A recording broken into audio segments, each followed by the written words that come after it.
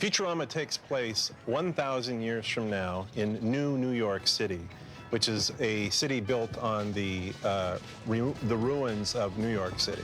You know, all my life I've been fascinated by a whole bunch of stuff in our culture. For instance, I love the American family. And so with The Simpsons, that was my take on the American family. So what I've done to the American family with The Simpsons, we're going to do to science fiction with Futurama. As far as the look, it's Matt Groening's drawing style.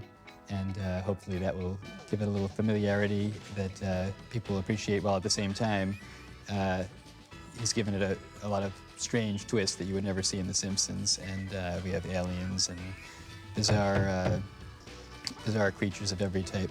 The great thing about Futurama, I think, is that if you love science fiction, this is going to be heaven, because this has a lot of science fiction elements in it that we really run with. And if you hate science fiction because it's so stupid, you're going to love this. Because we do to science fiction what needs to be done. We poke fun at all the ridiculousness and the absurdity of science fiction, and at the same time, we honor it. There could be any amount of time from one day to a year between when we think of the idea for the story and actually begin talking about it in earnest. But once we begin talking about it in earnest, we put a few days into that process. Then someone goes out and writes the script for 3 or 4 weeks. Then a group of writers, usually somewhere between 5 and 8 of us, sit around the table for a week straight, basically, all day, every day, just kind of combing over every line. And this is the same process The Simpsons goes through, basically, just trying to pack it with the density of material that people are used to from The Simpsons. After that, we have the table reading, in which we get to hear the actors actually perform it and see if the lines are anything like what we imagined when we were writing it. And then we do a little rewriting based on that. So all in all, it probably adds up to about 2 months from the initial discussions to when we end up recording the show. I did hundreds of different kinds of designs for each character before I arrived on the vague, crude design that then I gave to professional designers, and they sort of cleaned up a little. Then I took their cleaned up version and I made them crude again, and that's the result of what you see on the air. Basically, he's laying out all the key poses of animation, which are later filled in and animated.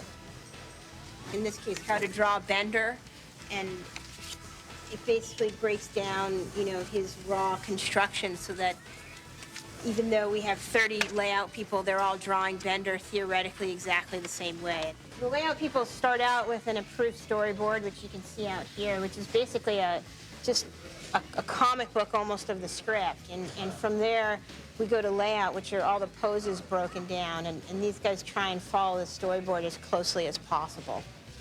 Well, eventually it's stripped out, pasted down onto the official storyboard pages, where the dialogue and the action is also stripped down. So basically that's what Matt and the writers get.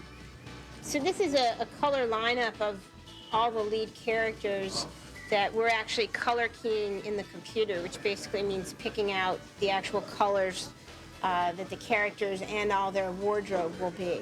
These are the 4 main characters, Fry, Bender, Leela, and the Professor, and these are rough colors that we're blocking out that eventually will evolve to be the final approved color.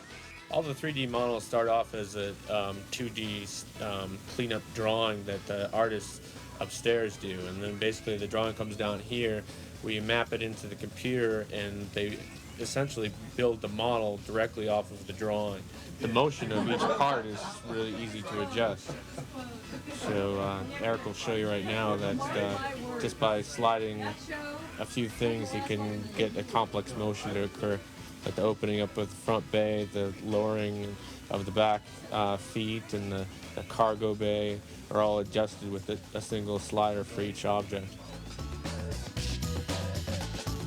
One of the great things about this is still, I'm still doing it. I'm still getting away with it. I can't believe it. This is what I used to get in trouble for doing in school. This is what they used to rap my knuckles with the ruler about. You know, you're drawing, you're wasting your time. Don't draw those rocket ships. Wham! You know, and now I'm doing it. It's great.